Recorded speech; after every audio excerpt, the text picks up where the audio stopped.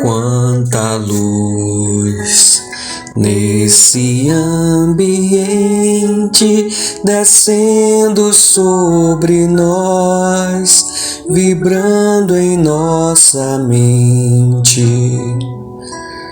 Quanta luz, quando assim em prece, como a alma cresce aos olhos de Jesus. Quanta luz, pois em oração a voz do Mestre fala ao nosso coração. Quanta luz descendo sobre nós. Quanta luz, quanta luz. Viva Jesus! Pai amado, queridos irmãos de luz, que gentilmente nos guiam, inspiram e protegem, graças vos damos pelo incentivo e instrução para mais um Evangelho no Lar. Começamos o dia, meu Pai, agradecendo pela dádiva que é estarmos vivos, encarnados, com essa oportunidade de refazermos nossa jornada moral, aparando nossas arestas, consertando nossos defeitos, revendo conceitos e através de atitudes, sentimentos e renovações, a gente pode reescrever nossa história, chegando um pouquinho mais perto de Ti, Pai amado. Então pedimos, humildemente e com muita alegria, fazei de nós cada vez mais e melhor ferramentas Tuas a serviço do amor, da justiça, da verdade, da alegria, da bondade e da caridade. Que assim seja. Pedimos também a espiritualidade, irmãos queridos, por favor, abençoem essa água que separamos previamente, para que ela possa tornar-se um remédio, um bálsamo para o corpo, perispírito e alma, atuando em cada célula, cada átomo, cada chakra, fortalecendo nossa vibração, nos protegendo de energias negativas e que a gente fique cada vez mais em sintonia com o que é bom, com o que é do bem, orando e vigiando. Abertura aleatória do Evangelho segundo o Espiritismo por Allan Kardec. Limites da encarnação. São Luís, Paris, 1859. Quais são os limites da encarnação? Não existem limites bem definidos para as encarnações, se levarmos em conta o envoltório material que constitui o corpo do espírito. A materialidade desse envoltório vai diminuindo à medida em que o espírito vai evoluindo e se purificando. Nos mundos mais avançados que a Terra, ele é menos denso, menos pesado, menos grosseiro e, por consequência, menos sujeito aos infortúnios da vida. Num grau mais elevado, ele é transparente e quase fluídico. De grau em grau, ele vai se desmaterializando até que acaba por se confundir com o perispírito. O espírito se reveste com um envoltório apropriado ao mundo em que é chamado para viver. O perispírito sofre transformações sucessivas à medida em que o espírito vai evoluindo. Torna-se cada vez mais fluídico até que a purificação esteja completa, que é a condição dos espíritos puros. Embora mundos especiais sejam destinados a espíritos mais avançados, eles não permanecem presos a esses mundos, como acontece com os espíritos que habitam os mundos inferiores. Seu estado de pureza permite que eles se desloquem por toda parte, a fim de cumprirem as missões que lhes são confiadas. A encarnação, do ponto de vista material, tal qual a conhecemos na Terra, está limitada aos mundos inferiores. Quando o espírito trabalha pela sua purificação, ele se liberta mais rapidamente da necessidade de reencarnar. Assim, continuar reencarnando ou não vai depender somente dele.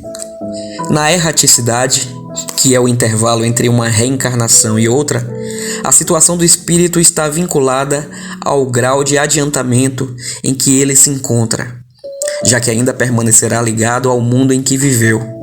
Desse modo, no mundo espiritual, ele será mais ou menos feliz, mais livre e esclarecido, conforme esteja mais ou menos desmaterializado. O que a gente pode tirar dessa passagem aqui, que é muito instrutiva, né, no campo explicativo mesmo? O mundo de lá,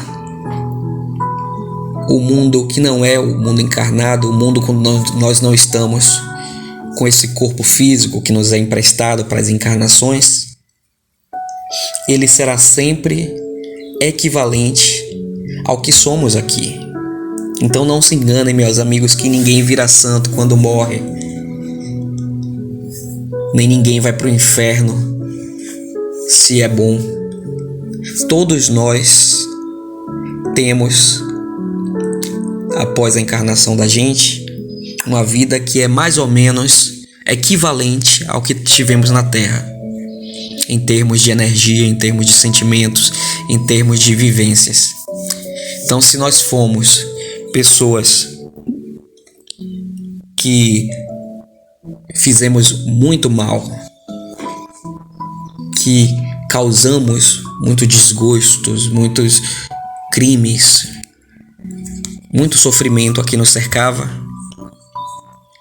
é quase que natural que ao desencarnarmos a gente vai encontrar esses sentimentos, essas sensações. A gente vai sentir muitas vezes na pele, né?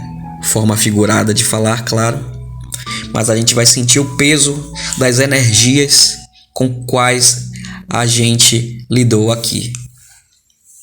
Então, se aqui a gente busca, né, a cada dia ser um pouquinho melhor, se esclarecer, se a gente busca se arrepender verdadeiramente, não para os outros, mas em verdade, em nosso coração, nosso sentimento, se a gente se arrepende das coisas erradas que a gente faz e a cada dia a gente tenta ser melhor para compensar tudo que já fizemos de mal para os outros e para nós mesmos, a gente há de encontrar no lado de lá conforto, acolhimento, entendimento, apoio, ajuda, empatia. Então, fiquemos com esse entendimento hoje de que não basta aparentar ser bom para as pessoas, não basta deixar aqui um legado de bens materiais, de prêmios, de títulos, de frases bonitas, se no âmago da gente, se internamente a gente não foi bom de verdade. Porque não se enganem, os títulos não vão conosco, os currículos não vão conosco, os diplomas, as casas, os carros, as heranças, nada disso. Tudo isso fica aqui. Só o que a gente leva conosco é o amor que a gente plantou no peito dos outros, o perdão que a gente ofereceu e o bem que a gente ensinou. Então, meus irmãos, vamos estudar, vamos nos comprometer não por peso ou por medo do que pode vir a ser quando a gente desencarnar, mas pela alegria que é termos a oportunidade de a cada dia termos uma chance de recomeço. Deus, nosso Pai amantíssimo, nos dá todos os dias uma nova oportunidade. Que a gente tenha essa consciência viva em nossa mente e todo dia a gente possa refletir: como é que eu fui ontem? Quem é que eu fui ontem? Para mim mesmo, para os que me cercam, para os desconhecidos. Quem estou eu sendo para esse planeta a que fui destinado? Qual a diferença entre o que eu digo e o que eu sinto? Entre o que eu falo e o que eu vivo? Tem muita diferença? Tem pouca diferença? Vocês já refletiram sobre isso? Quem sou eu quando eu me olho no espelho? Quando eu me desnudo de tudo e de todos? Sem as máscaras sociais, sem a necessidade de ser gentil meramente para agradar. Quem sou eu na minha verdade? O que é que eu busco na minha vida? Quais são meus sonhos? Quais são minhas metas, meus planos? Quais são minhas prioridades? E com essas reflexões, a gente vai avaliando na balança do nosso peso moral, porque a gente tem o senso moral. A gente sempre sabe, no fundo, o que é certo, o que é errado e o que é mais ou menos. Então, botando na balança da nossa moral, o que é que ainda nós precisamos trabalhar bastante? É minha paciência? É o meu orgulho? É minha fé?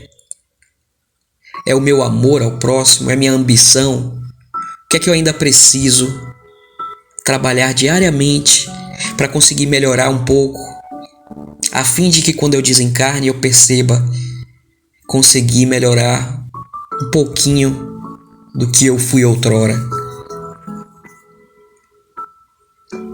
Então a lição de hoje é: vamos nos conhecer a fundo.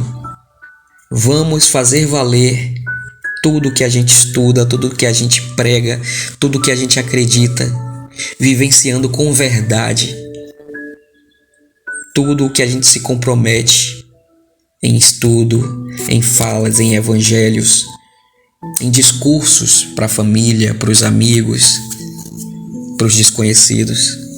Quem sou eu para mim mesmo? Quem sou eu para as pessoas à minha volta? Quem sou eu para o planeta em que eu encarnei? Como está sendo a minha contribuição? Quais são os sentimentos que eu guardo no cofre do meu peito? Tem mais sentimentos bons que ruins, mais ruins que bons? Quais são as mágoas que eu ainda não consigo retirar do meu peito e que me atrasam, feito algema, me impedindo de ser mais leve, de fazer mais para mim mesmo e para os outros?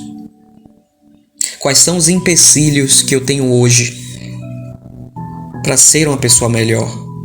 Não aos olhos da sociedade, mas olhando-se no espelho. No que é que eu preciso ser melhor? No que é que eu sei que eu ainda estou errando por vontade própria? E peçamos à espiritualidade: me ajudem. Me ajudem a dissolver essas amarras que ainda fazem de mim um prisioneiro de mim mesmo, do meu ego, da minha teimosia.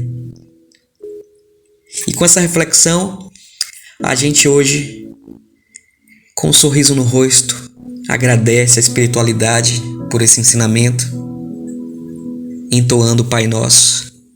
Pai nosso que estais no céu, santificado seja o vosso nome. Venha a nós ao vosso reino e seja feita vossa vontade, aqui na terra como é no céu.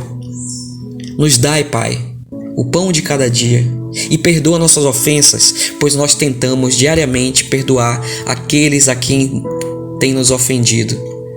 E não nos deixe cair em tentação e nos livra de todo mal, pois sabemos que é teu o poder e a glória para todo sempre.